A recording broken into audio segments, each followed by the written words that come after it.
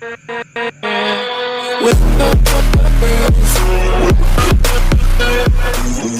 Students, कैसे हैं आप लोग। उम्मीद करता हूं कि आप लोग अच्छे होंगे। अब मैं प्रश्नावली 1C शुरू करने चल रहा हूं मैं, और इसमें मैं आपको बताऊंगा परिमेय और अपरिमेय के बारे में। चूंकि 9th में हम लोग यह पढ़ चुके हैं, फिर भी मैं यहाँ पे आपको बहुत ही बेहतर तरीके से समझाऊंगा। उसको समझने से पहले अगर आप हमारे चैनल पर नए हैं तो चैनल को सब्सक्राइब और बेल आइकन की घंटी जरूर दबा दें, जिससे कि मेरा न्यू वीडियो आप तक आसानी से पहुंच जाए। और पूरा बिना स्क्रिप्ट के पूरा अंत तक आप देखिएगा। अगर आपको वीडियो अच्छा लगता है तो लाइक, कमेंट्स और शेयर जरूर करें, जिससे कि और लोगों के पास ये वीडियो पहुंच सके और इस वीडियो का लाभ अदर लोग भी ले सकें। आप अपने मित्रों में ज़्यादा से ज़्यादा शेयर करिए और ज़्यादा से ज़्यादा आप जुड़िए और पढ़िए, क्योंकि लगातार वीडियो आप में पड़ेगा और लगातार चलेगा। और आप अगर ऑनलाइन क्लास की मांग करेंगे तो ऑनलाइन क्लास भी मैं प्रोवाइड कराऊंगा। चलिए आगे। तो देखिए, मैं इस तरह के कई रूल होते हैं, 4 तरह के रूल परिमेय अपरिमेय सिद्ध करने के लिए होता है। और यह बहुत ही महत्वपूर्ण क्वेश्चन है, यह पेपर के लिए बहुत ही महत्वपूर्ण क्वेश्चन है। परिमेय और अपरिमेय में से या अपरिमेय सिद्ध करने के लिए एक क्वेश्चन जरूर आपको पेपर में मिलेगा, इसलिए मैं इसको छांट दिया हूँ, अलग कर दिया हूँ, ताकि आपके लिए कोई दिक्कत ना हो। तो देखिए करना क्या है, अब आप समझ लीजिए। बिल्कुल, अगर आपको अपरिमेय सिद्ध करना है, समझ आ रहा ना, क्या सिद्ध करना है, अपरिमेय, तो आपको कुछ करने की जरूरत नहीं है। यहां सीधा सीधा आपको एक काम करना है। अभी देखिएगा, स्टेप आपको याद हो जाएगा। अपरिमेय सिद्ध करने के लिए परिमेय मानना पड़ेगा। जब भी हम अपरिमेय सिद्ध करेंगे, चाहे वो कोई भी चीज हो, अगर हम अपरिमेय सिद्ध कर रहे हैं तो परिमेय मानना पड़ेगा। समझ में आ रहा ना, ठीक है। चलिए, तो यहां पर मान लेते हैं, माना कि बहुत ही आसान स्टेप है। माना कि 3√3 एक परिमेय संख्या है, यह हमेशा मानेंगे परिमेय संख्या है। क्लियर हो गया ना, समझ में आ रहा होगा आपको। जब भी आप परिमेय सिद्ध करना होगा तो आप परिमेय मानेंगे ही मानेंगे। अब मैं सवाल को छांट दिया हूं, तो यह पहला तरह का सवाल है, ठीक है। तो इसमें ध्यान दीजिएगा, अपरिमेय सिद्ध करने के लिए यह जो रूट है ना, रूट, यह हमको बचाना है किसी तरह से, यह दिमाग में रख लीजिएगा। माने रूट हटना नहीं चाहिए। अगर रूट हट जाएगा तो हम अपरिमेय सिद्ध नहीं कर पाएंगे, ठीक है। इसके लिए तो यहां पर यह मान लिए, तो यहां लिखिए 3√3 = P/Q। भाई P/Q को ही परिमेय संख्या कहते हैं ना, P/Q के रूप में जिसको व्यक्त करते हैं वह परिमेय संख्या होता है। लेकिन जहां Q ≠ 0, माने Q जो है 0 के बराबर नहीं है। समझ में आ रहा ना, क्योंकि 0 हो जाएगा तब परिमेय नहीं होगा वह। अब देखिए, इसको धीरे से इधर भेज दीजिए, गुड़े में ना, धीरे से भेजिए इधर। तो √3 = P/3Q हो गया। समझ में आ गया ना। अतः अब ध्यान दीजिएगा, या स्टेप एकदम दिमाग में सेट कर लीजिएगा, कुछ करने की जरूरत नहीं, लगाने की जरूरत नहीं। समझ लीजिए, पहले मान लेंगे अपरिमेय सिद्ध करना है, तो जिसको अपरिमेय सिद्ध करना है उसी को मान लेंगे कि परिमेय है, ठीक है। उसको यहां लिख लेंगे, देखिए P/Q के रूप में, लेकिन जहां Q 0 के बराबर नहीं है। अब √3 = P/3Q हो गया ना। इसको जब इधर भेजेंगे, भगा दीजिए इधर, क्योंकि सवाल लगने नहीं देगा। √3 को अकेले रखना है, ध्यान दीजिएगा।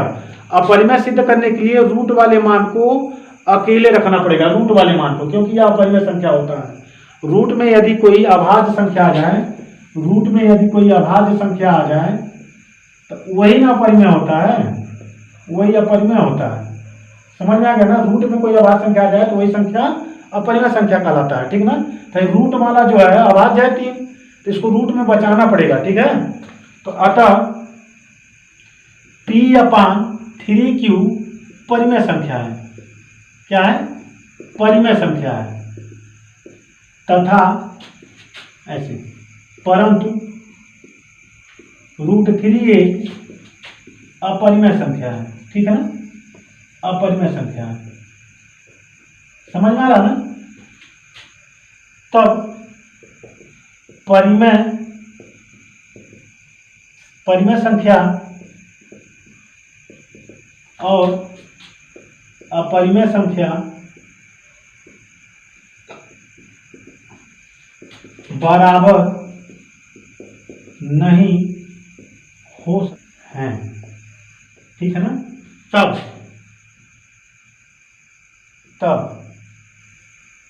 √3 is not is equal to P/3Q। अतः लिखिए 3√3 एक अपरिमेय संख्या है। अपरिमेय संख्या देखिए बहुत आसान है, अपरिमेय संख्या है, ठीक है ना। कुछ करना ही नहीं है, समझ लीजिए, एकदम बिल्कुल आसान है, समझ लीजिए, इसमें कुछ करने की जरूरत नहीं है। यह स्टेप अपने हमेशा याद रखे रहिएगा, यह हमेशा काम आएगा। तो समझ में आ गया ना, यह प्रूफ करना था, यही प्रूफ करना था, ठीक है। यह पेपर में आने वाला सवाल है, समझ लीजिए, एकदम तैयारी में लग जाइए। अब मैं इसी तरह का आपको 2-3 क्वेश्चन दे रहा हूं ताकि आप बिल्कुल उस तरह से, इसी तरह से एकदम बिल्कुल लगा सकें, ठीक है। कहा है ना कि आपको बिल्कुल मैं छांट कर अलग अलग क्वेश्चन मैं दूंगा। जैसे मैं क्वेश्चन नंबर 1 बताया है उसी तरह से मैंने 3 क्वेश्चन आपको दिया है।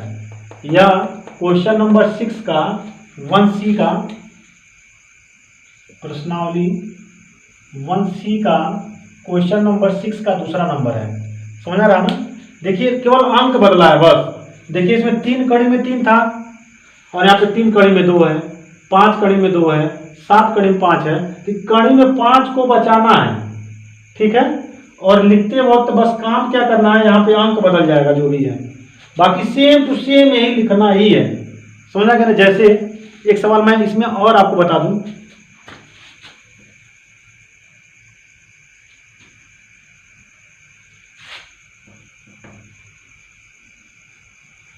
तो इसमें मैं एक सवाल आपको और बता दूं, कोई भी इसमें से ले लीजिए। जैसे मान लीजिए 6वां दूसरा नंबर है, ठीक है। तो माना कि 7 कड़ी में 5 एक परिमेय संख्या है। देखिए कुछ करना ही नहीं है, तो परिमेय संख्या तो 7 कड़ी में 5 बराबर P/Q। क्लियर हो गया ना। जहां Q लिखेंगे, जहां Q is not is equal to 0, तो इसको भेज देंगे इधर, तो √5 बराबर P अपान क्या हो जाएगा 7Q हो जाएगा ना। गुणे में तो भाग में भेज दीजिए, हो गया ना। अब कुछ करने की जरूरत नहीं, अब तो √5 अलग हो गया या परिमेय संख्या हो गया। इसको लिख सकते हैं P/7Q एक परिमेय संख्या है। देखिए हमको लग रहा है आप लगा सकते हैं, कोई दिक्कत नहीं है, परिमेय संख्या है, पिछला ही सवाल है। परंतु √5 एक अपरिमेय संख्या है, तब परिमेय संख्या और अपरिमेय संख्या बराबर नहीं हो सकते हैं, चाहे नहीं होते हैं। तब √5 is not is equal to P/7Q। तब यह लिख सकते हैं 7 कड़ी में 5 एक अपरिमेय संख्या है, ये प्रूफ हो गया। बताइए कितना आसान है। तो हमको लग रहा है कि आपको बेहतर तरीके से समझ में आ गया होगा। आप इस तरह का सवाल इसीलिए मैं छांट दिया हूं जितना आपके चैप्टर में है, ताकि आपको कोई दिक्कत ना हो। आराम से इसको लगाइए दोनों, ठीक है। चलिए अब दूसरे टाइप का, टाइप 2 है। टाइप 2 दूसरे टाइप का सवाल यह हो गया। इसमें भी अपरिमेय ही सिद्ध करना है, लेकिन टाइप बदल गया, रूट केवल 5 है, समझ आ गया ना। तो ऐसे सवाल को अगर हम सॉल्व करेंगे, पिछला जो है टाइप 1 था और यह टाइप 2 है। एनसीईआरटी का क्वेश्चन नंबर 1, डॉक्टर मनोहरे का क्वेश्चन नंबर 2, ठीक है। तो यहां पर फिर हमको क्या करना है, √5 एक अपरिमेय संख्या है, यही हमको सिद्ध करना है। तो फिर मानेंगे, माना कि √5 एक परिमेय संख्या है। देखिए इसमें कोई बदलाव करना ही नहीं है, जिसको अपरिमेय सिद्ध करना है उसको परिमेय मानना ही है, ठीक है। तब √5 इज इक्वल टू P/Q, जहां Q is not is equal to 0, Q 0 के बराबर नहीं है, ठीक है। अब इसमें हम क्या करेंगे, जब अकेले रूट में कोई मान हो, अकेले रूट में मान हो, ठीक है। गुणे में अगर रहता है यहाँ पे, तो पहला जो सवाल बताया उसी टाइप का होगा, लेकिन यहाँ गुणे में नहीं है, ठीक है। तो अकेले √5 है, उसके लिए क्या करेंगे, दोनों पक्षों का वर्ग करेंगे। एकदम याद कर लीजिए, दोनों पक्षों का वर्ग करने पर तो √5 का वर्ग P/Q का वर्ग, ठीक है। √5 का गुणा 5 P²/Q², क्लियर हो गया ना, P²/Q² हो गया। अब क्या करेंगे, इसमें हम 5 = P²/Q × Q कर सकते हैं। अब इसका इसमें कर देंगे गुणा, ध्यान दीजिए, तो गुणा करेंगे इसका इसमें, तो 5Q = P²/Q हो गया, ठीक है। अब यहां लिख सकते हैं, अब तब लिखा है, तब 5Q एक, अतः 5Q एक पूर्णांक है तथा P²/Q का कोई उभयनिष्ठ गुणनखंड नहीं है। हमको लग रहा समझ में आ रहा है। यह कब करना है, जब केवल अकेले रूट में कोई अभाज्य संख्या होगा तब करना है, समझ आ गया ना। रूट में अकेले कोई अभाज्य संख्या होगा तब करना है। अतः 5Q ≠ P²/Q,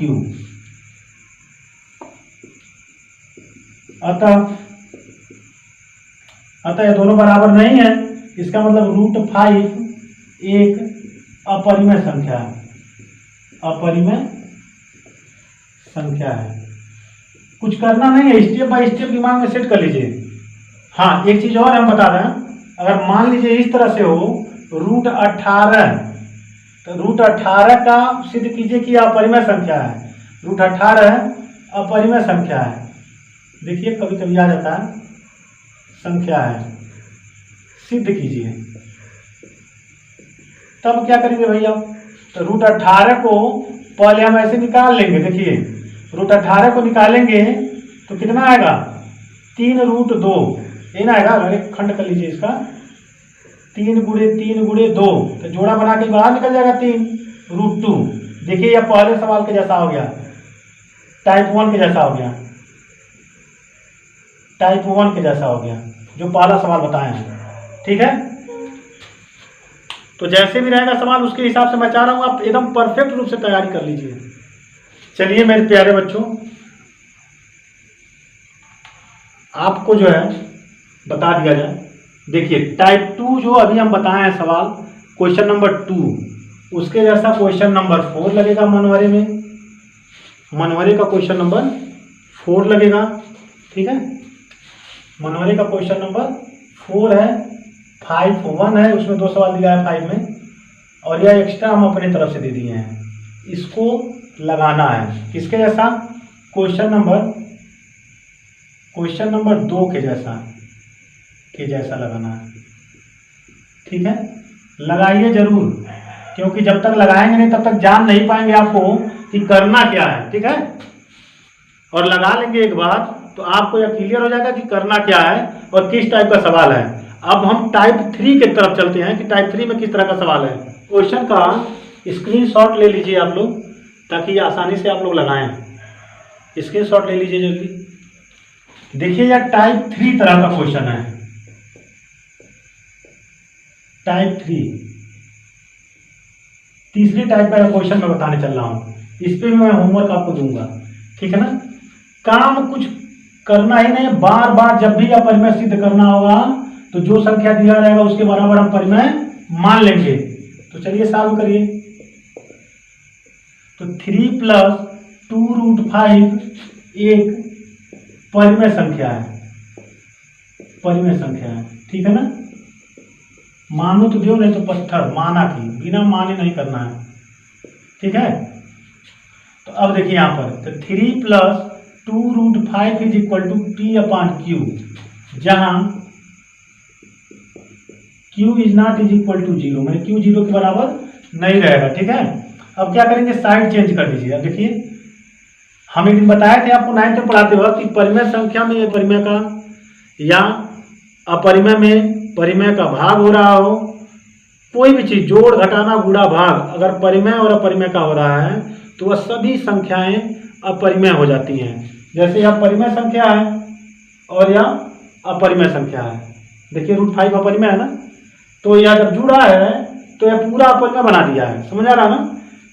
लेकिन हमको जो है, अब आगे बढ़ते हैं, देखिए, लेकिन हमको अपरिमेय सिद्ध करना है तो परिमेय और अपरिमेय एक तरफ ले जाएंगे, यानी कि 2√5 इज इक्वल टू P/Q। मैंने हम कहे ना खाली रूट वाले को अकेले बचाना है, समझ लीजिए ये अकेले छत्र राज करेगा, अगर अकेले नहीं रहेगा तो अपरिमेय सिद्ध नहीं हो पाएगा, इसलिए इसको अकेले करना ही करना है, समझ लीजिए।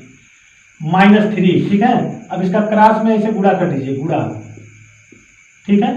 तो 2√5 इज इक्वल टू P-3Q, इसका इसमें गुणा कर देंगे अपान Q। अब भाई गुणे में है ना भाई, इसको भाग में भेजिए खटा के, P-3Q अपान 2Q, देख रहा है ना। अब ये अकेले हो गया नहीं हो गया, इसी को अकेले करना है। तो अब हम क्या करेंगे इसमें, अब लिखेंगे, अब P-3Q अपान 2Q एक परिमेय संख्या है। देखिए बार बार सब सवाल में लिख रहे हैं परिमेय संख्या है, परंतु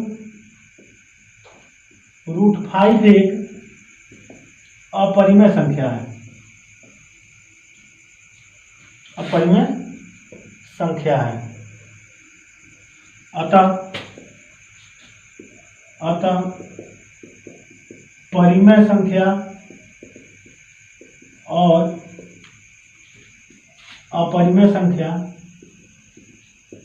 संख्या बराबर नहीं हो सकते हैं,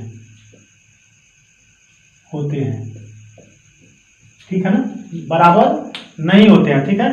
तब दोनों बराबर नहीं ना होंगे, तो √5 is not is equal to P-3Q upon 2Q।